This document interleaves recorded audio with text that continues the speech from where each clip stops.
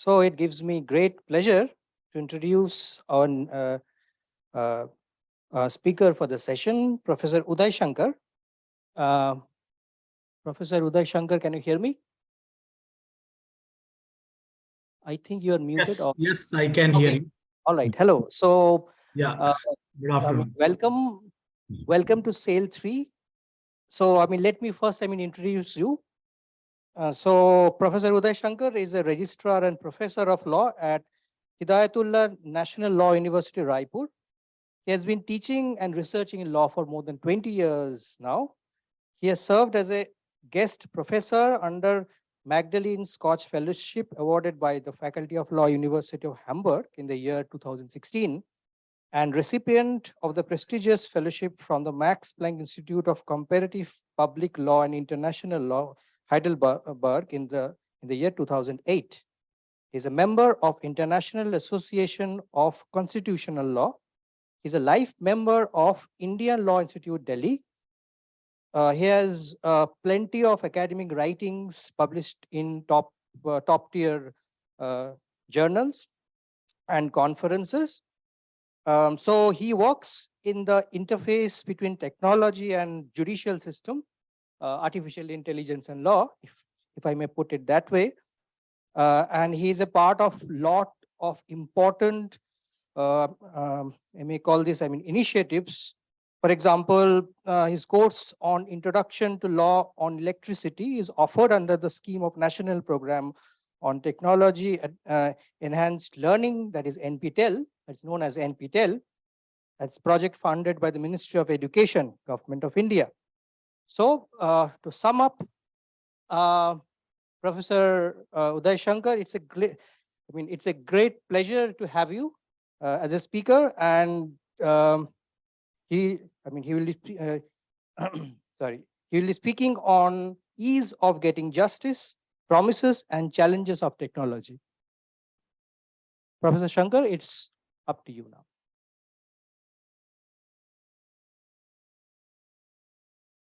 Can you start sharing your presentation?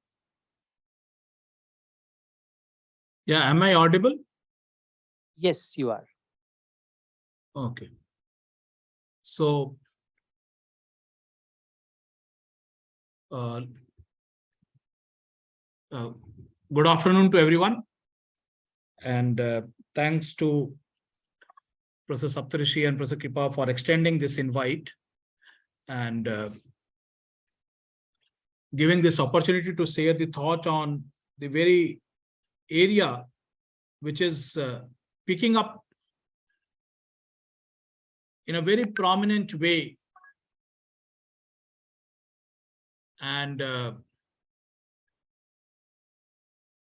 everyone is looking with great hope and aspiration on this area. Technology and law interface possibly will be a game changer when it comes to justice delivery system. Because law as an instrument to bring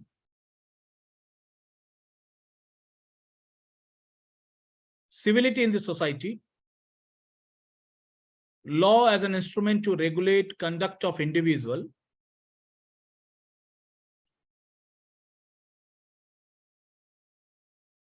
is acceptable and gets strengthened only when it serves the purpose for which it has been enacted. And traditionally, we know that one of the important functions of the law is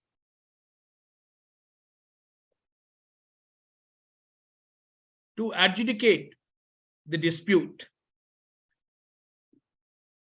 Law facilitates in adjudicating the dispute. Law gives certain parameters on which rights of the parties are being determined.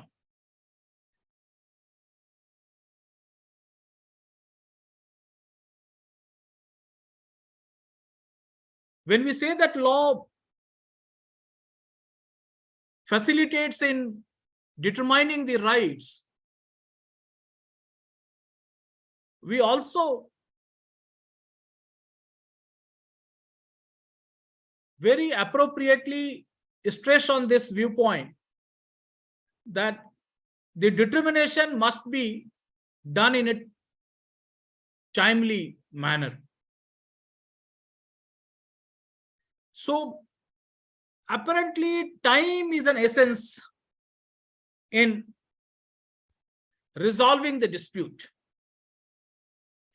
And it is that very outcome of resolving the dispute, what one may say is the whole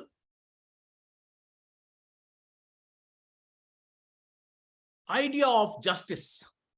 And justice has been described, explained, elaborated in different societies in different manner. For example, when you go back and look at the history, justice has generally been seen in relation to transcendental element. In today's context, I put it this way, that justice is what is due to an individual. What is due to me is something which is justice. And it is that due to an individual must be attained through a fair process. So justice results into establishment of an orderly society.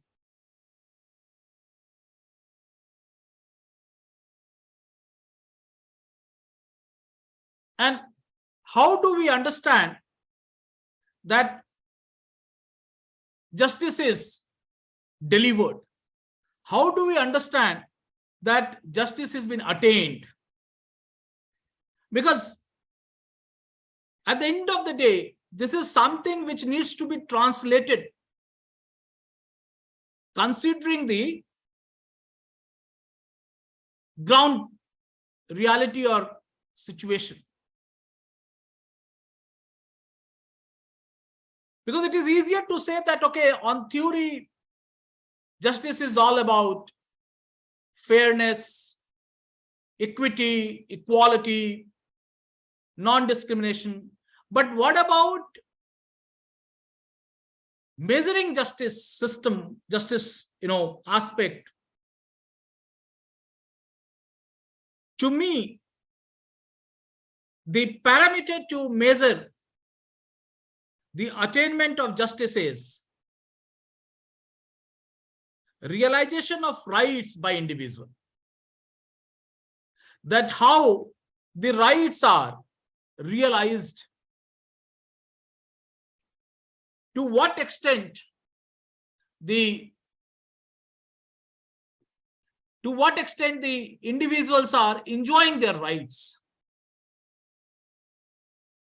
And we know very well that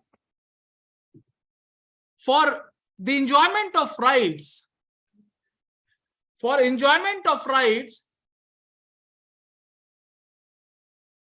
certain institutional arrangements are being done.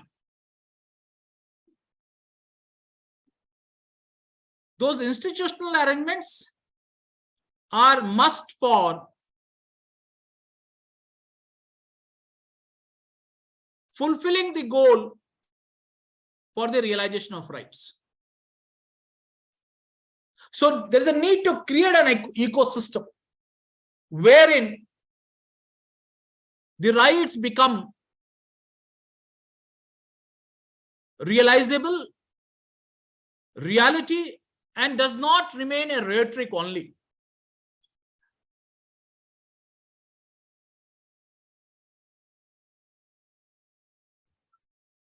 And when I say that institutional arrangement plays an important role, the mechanism which drives that institutional arrangement must be put in place to dispense justice. And what is the mechanism? It's courts and the attendant aspects of judicial process, I put it. Courts are the institution entrusted with the responsibility of ensuring the realization of rights and facilitating in attaining the idea of justice. So court is one institution which has got a responsibility of evaluating the law, that whether law is satisfying the requirements of the society or not. Court has got a responsibility to see that grievance is adequately addressed. Court also has got a responsibility to see that everyone is getting a fair chance in the whole process. And in that regard, accessibility plays an important role. Accessibility to the justice system. Because if law is enacted, it is to be presumed that it treats everyone equally. It is to be presumed that it is acting upon in a very fair manner. But then, how the institution which has been established for ensuring that individuals are getting due is performing, is discharging the responsibility is an important aspect. And there where accessibility becomes a key element in terms of understanding the ability of an individual to approach the court and to secure effective redressal of grievance. So it is not only the case of effective redressal of grievance, it is also about efficiency of the system for effective redressal. So justice delivery system talks about both efficiency and effectiveness. Because it is this efficiency and effectiveness which ensures that the judicial outcome is just and equitable. Now, technically, this appears to be, theoretically, this appears to be a kind of proposition on which justice delivery system is built upon. But then we know very well that system doesn't work in a very ideal setup. There are bottlenecks, there are hindrances. Well-known hindrances for accessing justice delivery system is exorbitant cost. Litigants fail to approach the court in spite of their violation of rights due to high cost involved in litigation.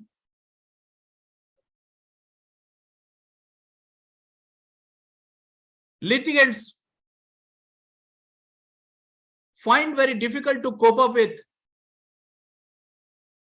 cumbersome procedures, which generally discourages the justice seeker from obtaining justice from courts.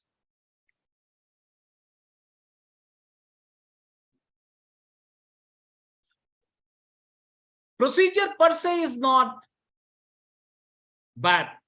Procedure per se is something which must be welcome, because after all, it is the procedure which ensures fairness in the whole process. The problem is with regard to the complicated process. Problem is with regard to the procedures which are time consuming, which unnecessarily brings technicalities into account.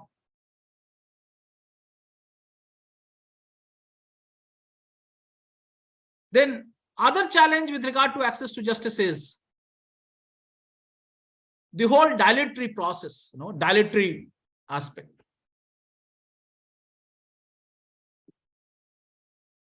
Where the very listing takes time. If listing has been done, interim stay has been given, the next hearing takes time. So this kind of challenges are there. And we know very well that adversarial system which we follow in India is a protracted one, and it is time consuming process. And if any process which is time consuming, and particularly with regard to justice system, we remember a well-known and highly repeated expression, justice delayed, justice denied.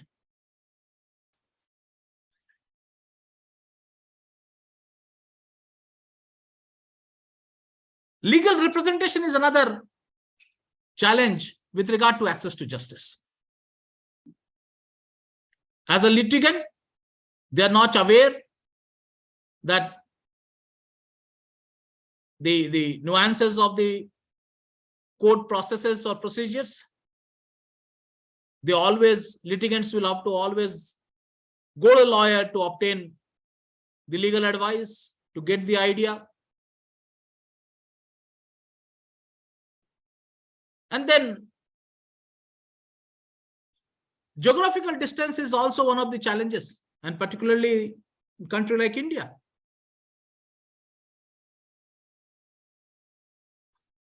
Where you find every matter going to the Supreme Court as an ordinary appellate, following the ordinary appellate route. A litigant from down south need to travel all the way to Delhi to file the case, to get the follow-up of the case.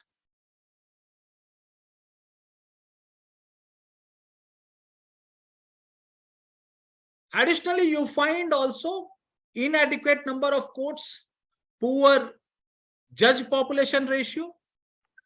All these are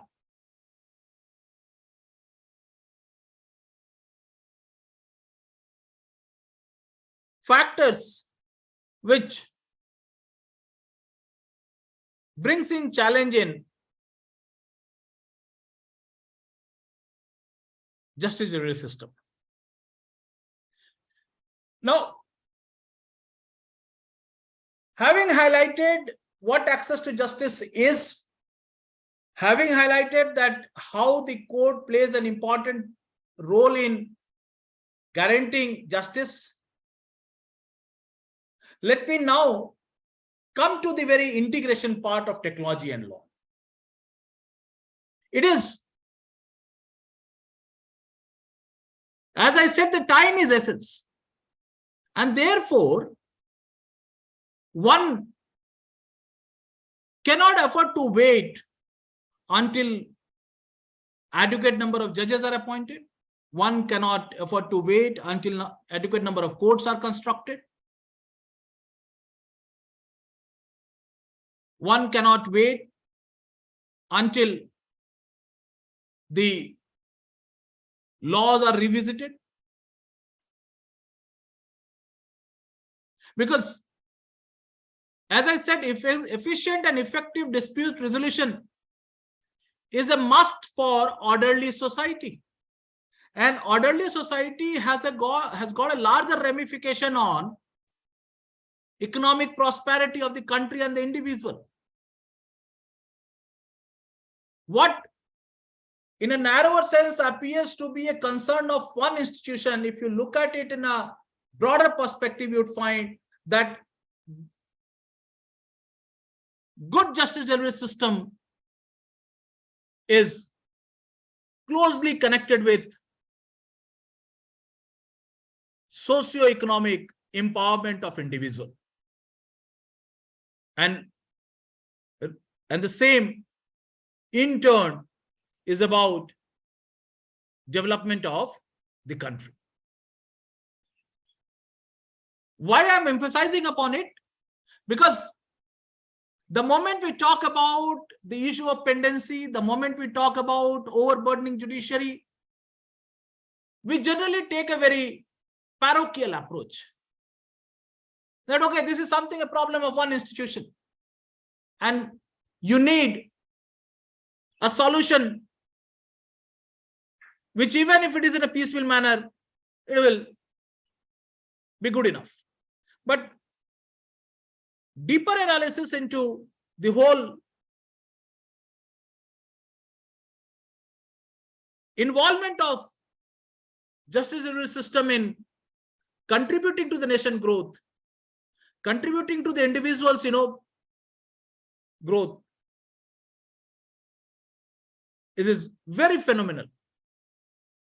Now, what shall be the way out? Shall we wait for incremental approach, or shall we think of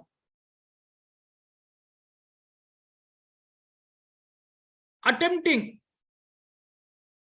an engagement with a factor which is external to the whole justice delivery system mechanism? When I say external, I'm looking at technology and external form.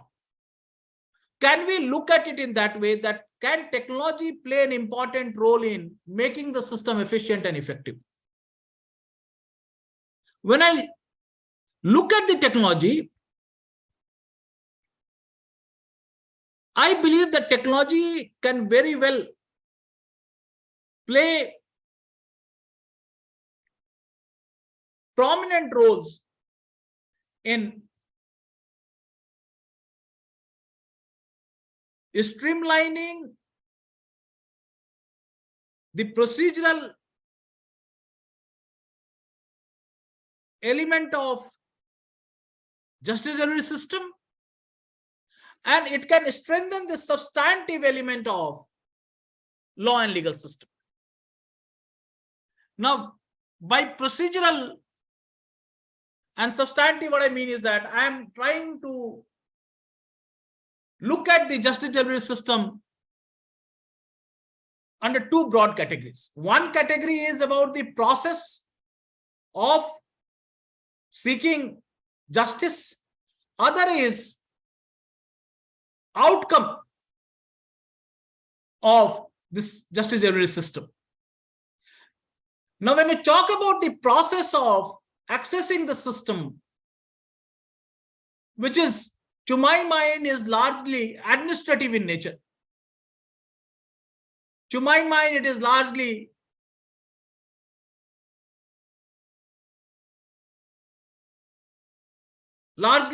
connected with how the office system is contributing in facilitating the delivery of justice. On substantive, what I mean is that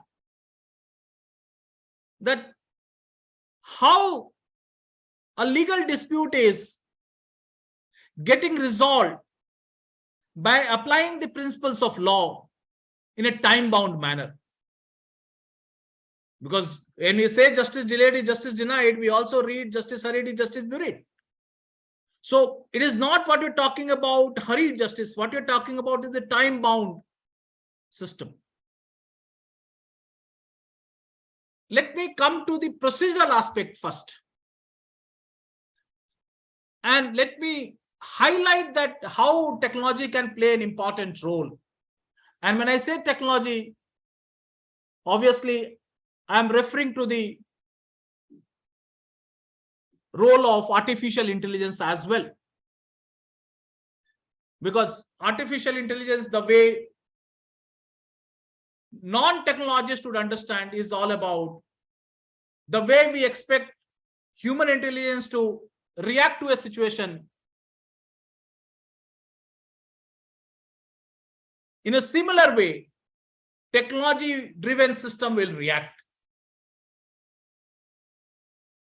So, for example,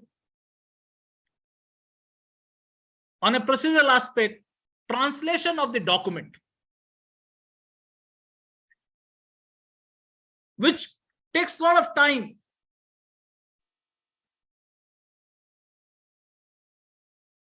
Now, if the translation is being done with the help of technology, and if it is vetted and certified that the translation is near to perfection, it would serve a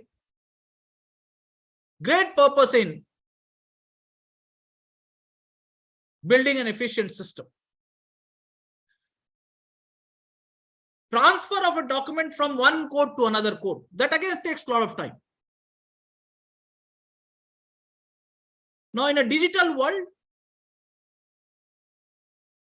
can there be a transfer of document from one code to another code? And it is not the transfer which is an issue. Because one may say that what is the big deal? It is all about taking a document in pen drive and passing it on or transferring it to another system, or all about mailing it. Law demands certification, authentication. So what is required is to build a system of certification and authentication, that what document has been transferred for a legal purpose to be presumed that it is certified and authenticated one, and on that basis, further judicial process can be continued. Then, e-filings of pleadings and documents already happening. What is needed is to strengthen the whole system. What is needed to make people more acquainted with the advantages of technology. Now, as a lawyer, one may say that, I get this belief that, is it going to make me irrelevant? Answer is no. As long as society is there, disputes are bound to occur. And as long as disputes are there, the relevance of lawyer and legal fraternity would be there. It is all about taking aid from that external factor to upscale the system for which all of us are working. When I'm saying all of us are working, I mean lawyers. In fact, lawyers are known as officers of court. They are officers of court. And initiatives are being taken. For example, recently the Supreme Court has taken an initiative on, which is popularly known as SUHAS, Supreme Court Vidhik Anuvad software, which helps in translating in vernacular language or vernacular language into English. So these are prominent role which, to me, technology can play, and particularly AI can play. Why I'm emphasizing on AI? Because technology has already come into play in 90s, in 2000, where digitalization, computerization of the codes started taking place. AI has a role to play in, as I said, authenticating the process. When a lot of time of the code goes in that process. And I firmly believe that engagement of technology under this category, engagement of technology with this aspect of justice delivery system need not wait. If innovations are there, it must be experimented, and it has been experimented.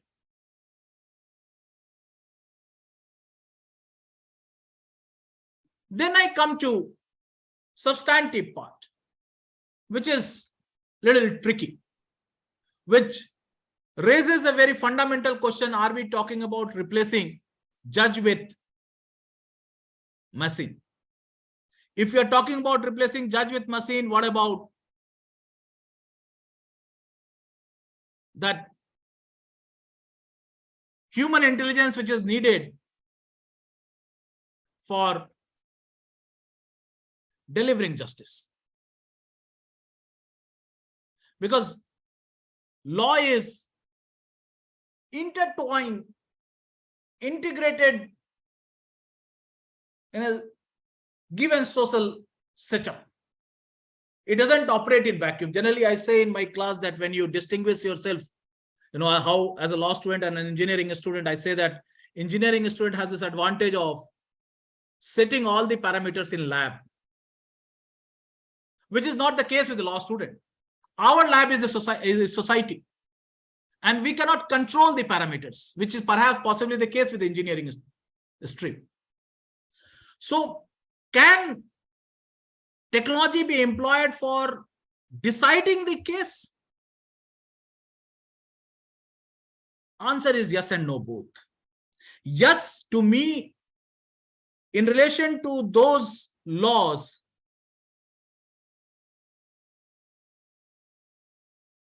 where law expects or law indicates compensation as a relief. For example, Motor Vehicles Act, Employees Compensation Act, where it is more about looking at the liability and deciding about the quantum of compensation, what one is eligible for.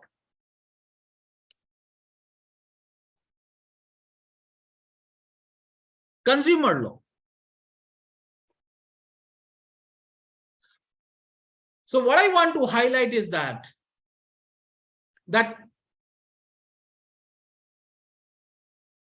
both on procedural aspect and substantive aspect of law and legal system, technology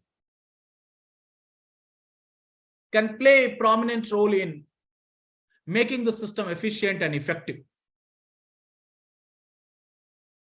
As far as substantive element of law and legal system is concerned, yes, there is a requirement to undertake more confidence building measures. I would say confidence building measures, where I need to be satisfied as a lawyer and as a law student that what would be the end product would be nearer to what you see in the court of law. Now, this is one aspect of promises of technology, what I see. The other aspect has to do with beyond the courtrooms. Because if law and legal system is there, it is not desirable that every time matter should go to the court of law. And that's the reason why you find these days law students, after graduating from the law school, they are getting employment in the law firm or in the corporate houses, where they are not basically given the responsibility to go and represent the client. It is more of transactional lawyer. So preventing disputes from occurring, preventing disputes from escalating is also important element of justice delivery system. And there, technology can play a role. For example, technology can play an important role by ensuring greater access to the relevant information. If I have as an individual a complete information about law and legal system, I will be thinking twice before breaching it. Or I may assert my rights. And for ordinary thing, I may take a call. I need not go to the lawyer.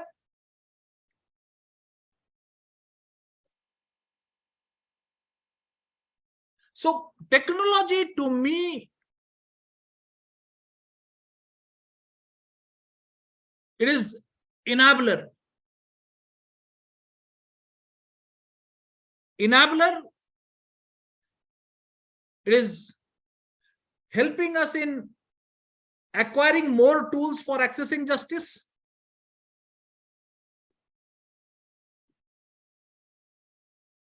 E-filing, receiving advice from the lawyers.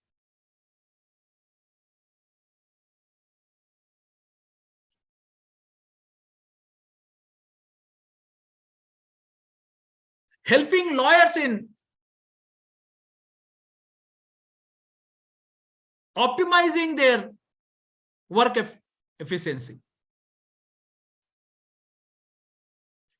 A student of mine runs a AI law company having an interface of AI in law known as SpotDraft. The company has developed this AI-driven system where a standard contract can be prepared. What are the challenges? I see, I mean, amongst many, I see two prominent challenges. One, as I said, confidence building measure. That is important. Because that would, to me, act as crossing the threshold, that inhibitions which is existing. If we have confidence building measure, and possibly I believe this kind of symposium helps in countering that inhibitions, where law students are participating, where technologists are driving the, the whole theme. Professor Saptarshi and Professor Kripa, they're driving the whole theme, where they ask us to, come forward and facilitate the process, in driving everything. So confidence building measure is, to me, is very important, because that is something which will counter the inhibition. Second one is, which is more of ensuring and guaranteeing fairness of technology, because we are talking about use of technology for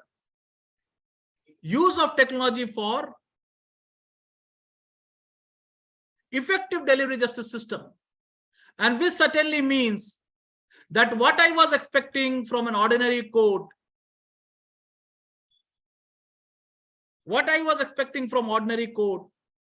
should ideally be also from the technology driven system.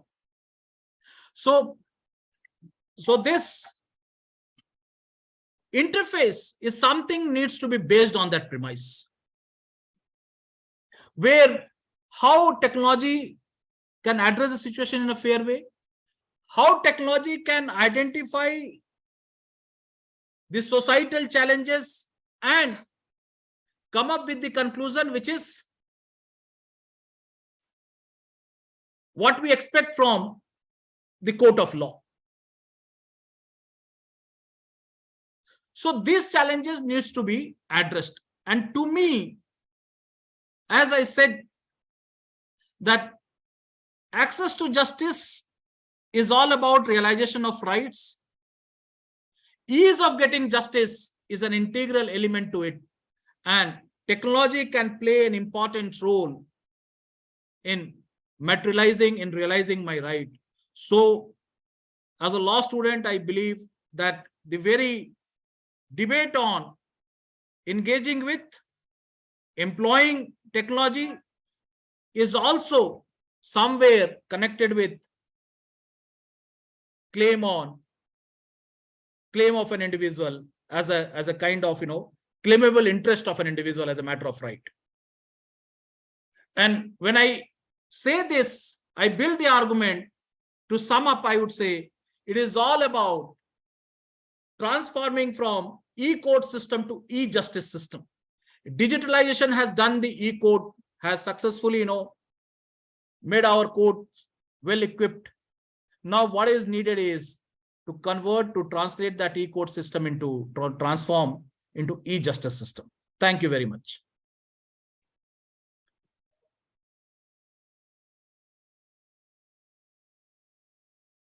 So thank you very much, Professor Shankar, for this wonderful and insightful talk. Now, maybe we can have some questions from the audience. Do we have questions? All right. So I just wanted to have this question. I mean, right when you, from the 25th minute or 22nd minute of your talk, when you started to talk about SUVAS and the other initiatives which are taken by the government of India. And you also tried to advocate the need for AI for advancing the field of AI and law in Indian perspective. You mentioned that it can help in many, predictive analysis of certain cases. Now the question is, as you may be aware that this kind of systems are already being applied to the legal system of many countries in the world. So the speaker just before you, Professor Floris Pex, was talking about such a system. There are systems in place in the US, in the UK, Brazil, and several other countries where AI takes a decision and provides a recommendation for the legal expert.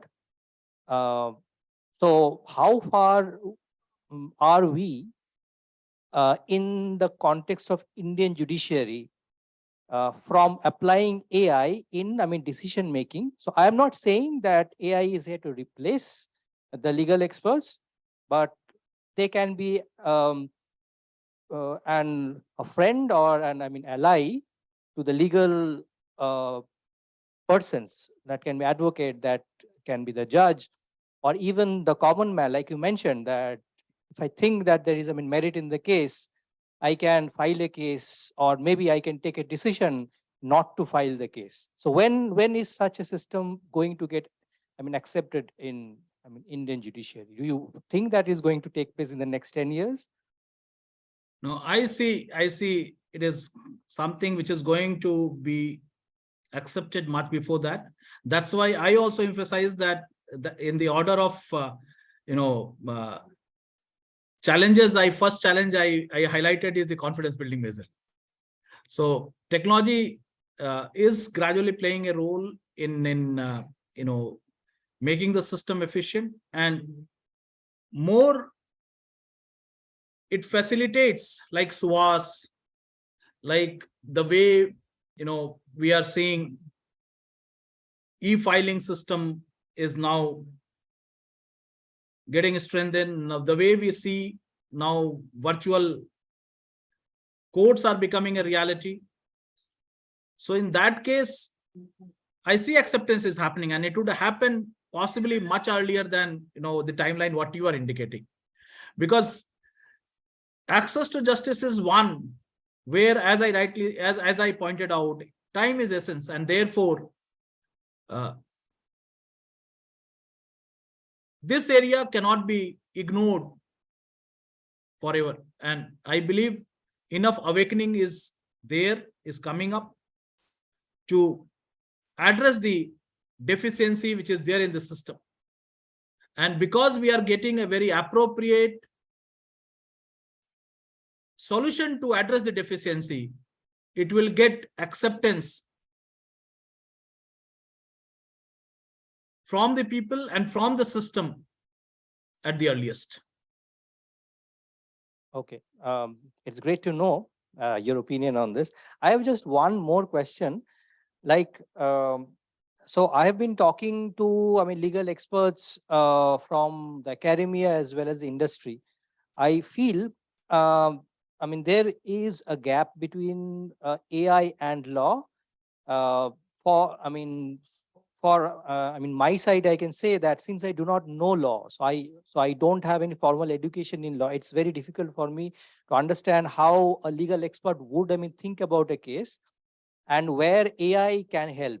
Because for that to happen, I need to go to a court and understand how, where, at what stage the particular case is. I mean, at the beginning of filing, or towards the end of this final decision, and what goes on in a court of law. All these things I need to know. So this is some gap in my knowledge.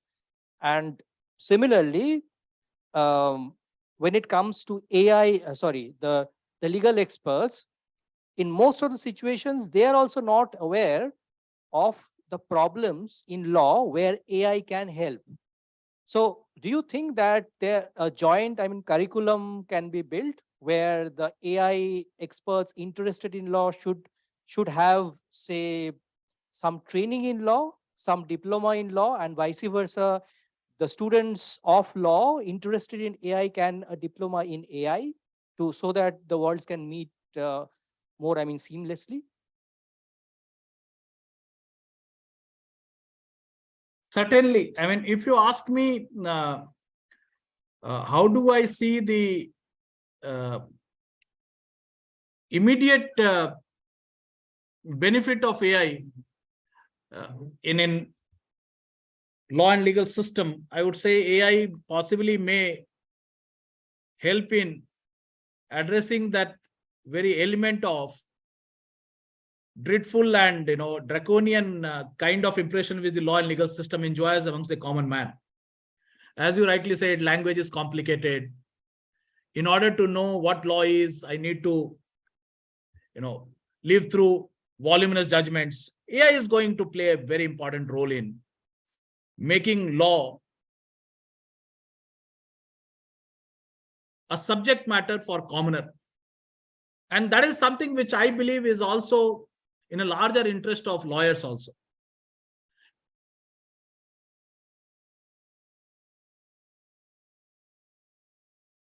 The suggestion what you are giving of having a kind of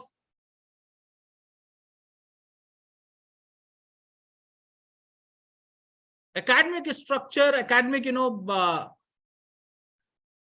program where both parties getting mutually benefited, possibility is very high. For example, when I was working with Professor Saptarisi,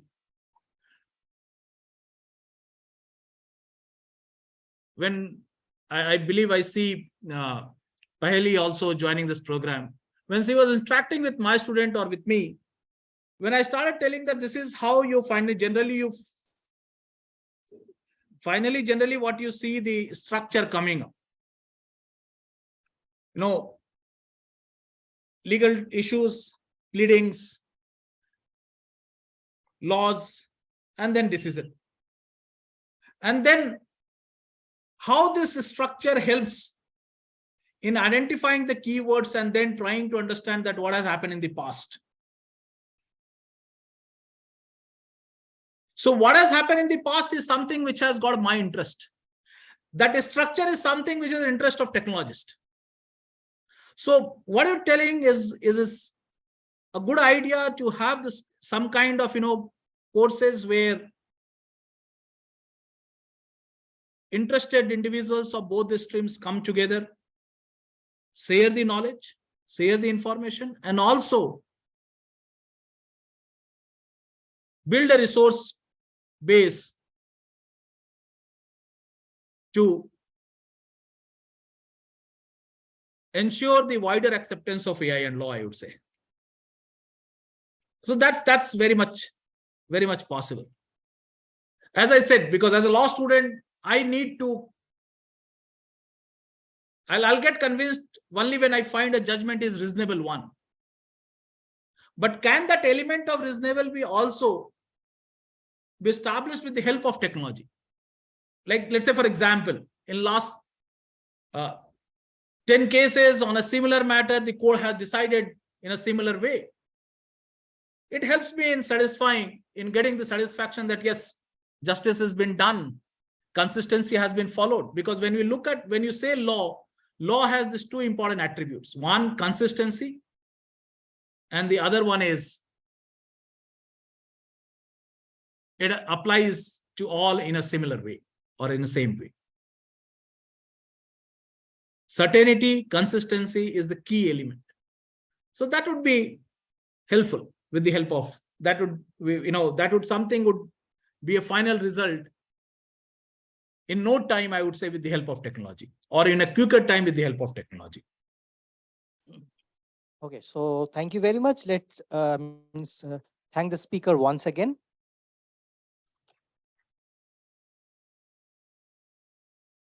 So thank you, Professor Shankar, for joining. Thank you very much. Thank you. Thank you very much.